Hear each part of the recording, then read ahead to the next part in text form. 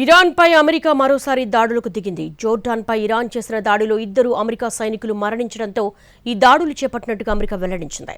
ఇది వరుసగా 8వ రాత్రి నిర్వహించిన దాడని అమెరికా సెంట్రల్ కమాండ్ తెలిపింది. జోర్డాన్లో అమెరికా సైనికులపై దాడి చేసిన ఇస్లామిక్ రెవల్యూషనరీ గార్డ్ కోర్ బలగాలకు దెబ్బతీయటమే ఈ ఆపరేషన్ లక్ష్యమని తెలిపింది. అమెరికా అధ్యక్షుడు ట్రంప్ ఆదేశానుసారమే వీటిని జరిపినట్లుగా వెల్లడించింది.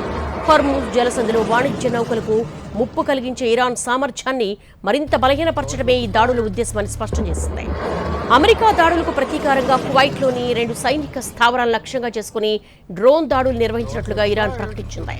కువైట్లోని క్యాంపు ఉదైరీలో ఉన్న మందుగుండు సామాగ్రి నిల్వ కేంద్రంపై అలీ అల్ సలేం ఎయిర్ బేస్లోని పేట్రియాట్ రాడార్ వ్యవస్థ, వైమానిక నిఘా రాడార్ను ధ్వంసం చేసినట్టుగా వెల్లడించింది. అమెరికా జరిపిన దాడులకు ప్రతిస్పందనగానే ఈ ఆపరేషన్ నిర్వహించినట్లుగా ఇరాన్ సైన్యం వెల్లడించింది.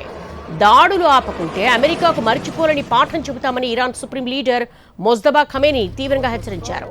శాంతి ఒప్పందంపై అధ్యక్షుడు ట్రంప్ చేసిన సంతకం విలువలేనిదని, నిష్ప్రయోజనమని స్పష్టం చేశారు. అమెరికా కొనసాగిస్తున్న దాడులకు నిరసనగా ఆ దేశంతో చేసుకున్న ఒప్పందంలోని హామీలను సస్పెండ్ చేస్తున్నామని ఇరాన్ ప్రకటించిన అనంతరం ఆయన ఓ సందేశాన్ని విడుదల చేశారు. దానిని ఇరాన్ అధికార టీవీలో చదివి వినిపించారు. యుద్ధం ప్రారంభమైనప్పటి నుంచి ఖమేనీ బాహ్య ప్రపంచానికి కనిపించలేదు. అమెరికా మరోసారి తన నిజ స్వరూపాన్ని బయటపెట్టుకుంది. ఆ దేశ విశ్వాసఘాతుకానికి ఇది నిదర్శనం. అమెరికా ఇలాగే దాడులను కొనసాగిస్తే భారీ మూల్యం చెల్లించాల్సి ఉంటుంది. ఇరాన్ దాని సైనిక శక్తుల వద్ద మరిచిపోలేని పాఠాలున్నాయి. వాటిని అమెరికాకు నేర్పిస్తామని ఖమేనీ హెచ్చరించారు.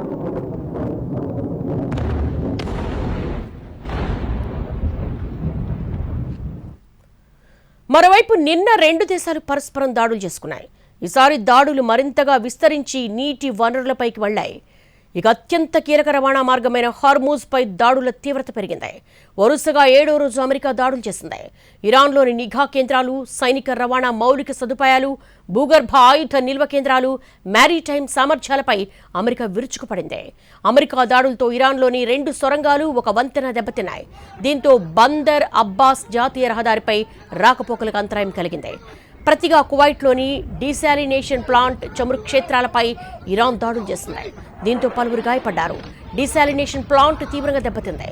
పలు విద్యుత్ ఉత్పత్తి యూనిట్లు మూతపడ్డాయి. దాడులతో మరో 2 చోట్ల చెలరేగిన మంటలను అదుపు చేసే క్రమంలో పలువురు సిబ్బంది గాయపడ్డారు.